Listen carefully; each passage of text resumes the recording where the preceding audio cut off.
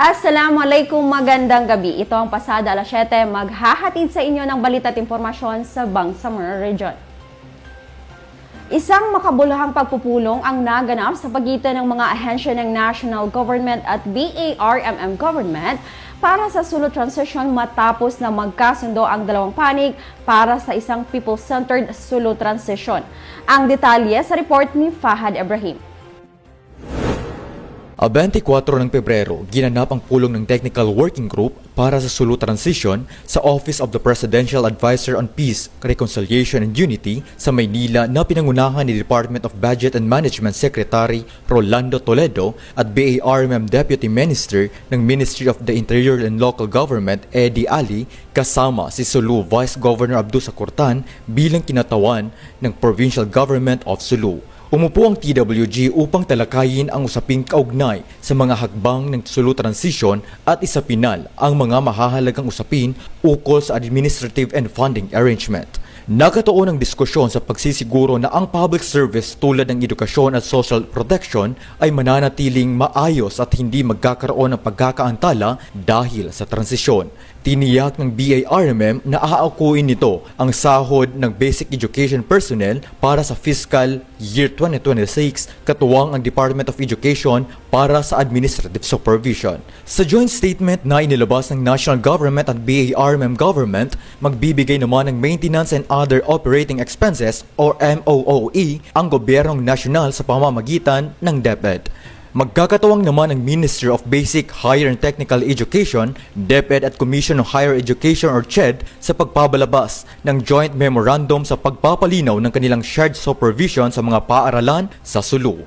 Ang salary, wage and benefit requirements ay susumiti sa Schools Division Office of Sulu, Lapak at Haji Buto School of Arts and Trades sa MBHTE. Sinabi rin na ang mga apektadong personnel ay maaaring magpapatuloy at magre-report sa BARMM hanggang makumpleto na ang transisyon. Sa usapin naman ng Social Protection Services, napagkasunoan ng TWG na ang mga personnel ng Ministry of Social Welfare and Development or MSSD Sulu ay mananatiling napasailalim sa pamamalakad ng MSSD BARM hanggang sa magkaroon ng mga bagong positions at binibigyan din ang pagkakataong pumili ng nararapat sa kanila sa ilalim ng Joint Memorandum Circular. Para naman tiyakin ang karapatan at kapakanan ng mga apektadong empleyado, magbibigay naman ng Civil Service Commission ng technical inputs of draft and joint memo circular na ihahanda ng Department of Interior and Local Government, DBM, Bangsamoro Attorney General's Office at Ministry of Finance and Budget and Management. Samantala, aktibong nagbigay ng mga rekomendasyon ang mga ahensya ng National Government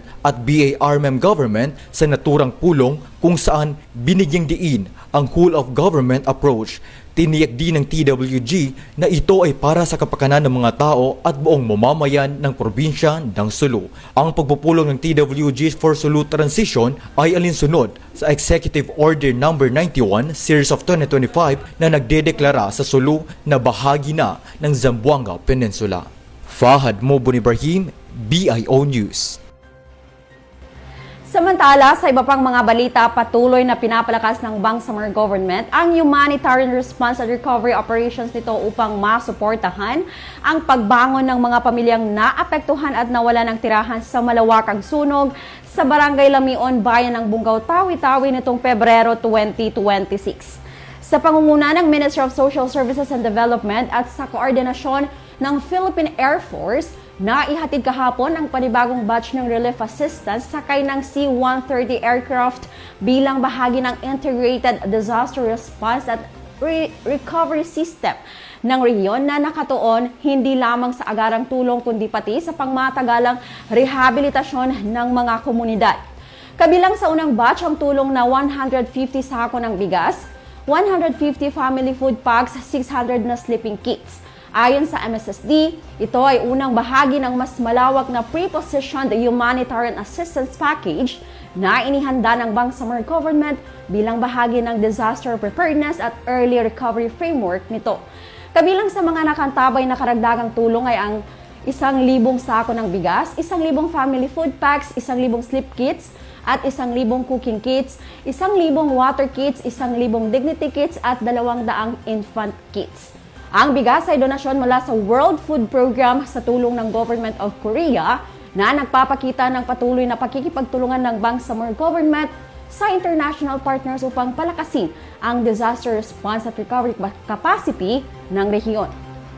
Bukod sa agarang relief, tinututukan din ng MSSD ang pagpapalakas ng resilience ng mga apektadong pamilya, kabilang ang pagpaplano para sa psychosocial support, livelihood assistance at koordinasyon sa mga lokal na pamahalaan para sa rehabilitasyon at muling pagtatayo ng mga komunidad. Kasalukuyang inaayos ng MSSD katuwang ang iba pang ahensya at local government units ang karagdagang transportasyon at distribution mechanisms upang matiyak ang tuloy-tuloy na pagdating ng tulong at suporta sa mga evacuation sites at mga komunidad na magsisimulang mag-recover. Samantala, muli namang hinihikayat at nananawagan ng Commission on Election o COMELEC sa BARMM sa lahat ng kwalipikadong Bangsamoro na makibahagi sa pagbabago sa pamamagitan ng pagpaparehistro bilang botante para sa paparating ng barangay at sangguniang kabataan eleksyon. Sa mensaheng sali na rehistro na, hinihikayat ang publiko nang agarang samantalahin ang muling pagbubukas ng voter registration sa rehiyon. Opisyal na nagsimula ang voters registration noong February 9, 2026 at magtatagal hanggang March 31 sa kasalukuyang taon. Maaaring magparehistro ang mga botante sa tanggapan ng election officers sa kanilang lugar o sa mga itinalagang satellite registration centers. Bukas ang registration sa mga probinsya ng Maguindano del Norte at Maguindano del Sur, Lanao del Sur, Basilan, Sulu at sa mga Special Geographic Area o SGA mula alas 8 ng umaga hanggang alas 5 ng hapon. Layunin ng aktibidad na ito na matiyak ang mas malawak na partisipasyon ng mamamayan, lalo na sa mga kabataan, sa demokratikong proseso ng Bangsamoro. Samantala, pinayuhan naman ng COMELEC ang publiko na huwag nang maghintay ng deadline at agarang tumungo sa kanilang pinakamalapit na opisina ng komisyon upang makapagrehistro. Ang muling pagbubukas ng voters registration ay isang panawagan sa lahat ng Bangsamoro na gampanan ang kanilang tungkulin bilang isang aktibong mamamayan at makibahagi sa paghubog ng kinabukasan ng kanilang komunidad. Nagpulong naman kamakailan ang Ministry of Labor and Employment at Japan International Cooperation Agency para sa posibleng kolaborasyon at konkretong plano sa bagong yugto ng C-Bangsamoro Project. Ang C-Bangsamoro o CBM Project ay nakatuon sa mga pagsasanay para sa kabuhayan, lalo na para sa mga decommissioned combatants at iba pang disadvantaged groups.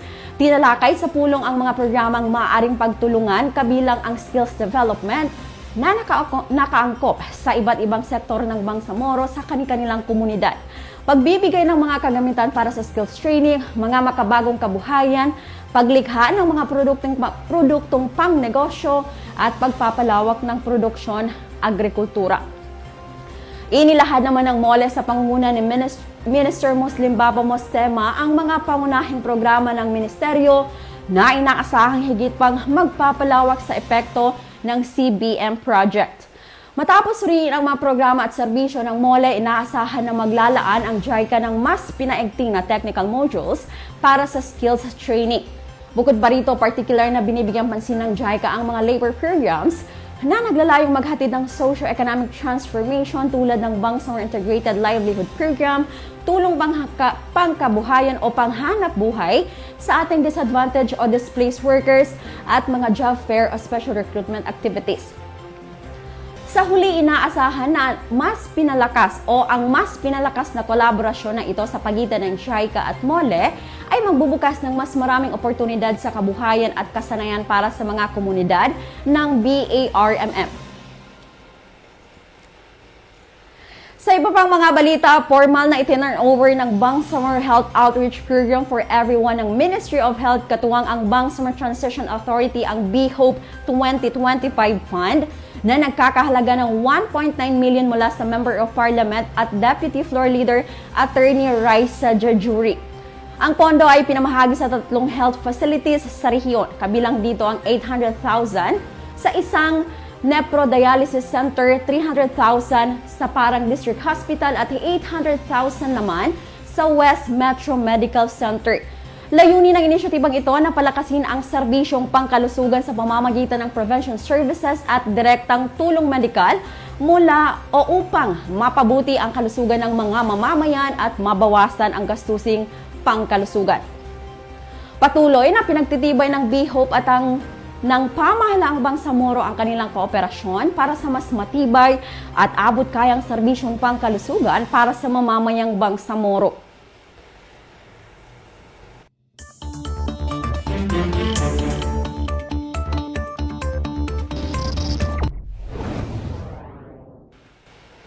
Sa ating panahon ngayon, makakaapekto sa panahon sa ilang bahagi ng bansa ang localized thunderstorms.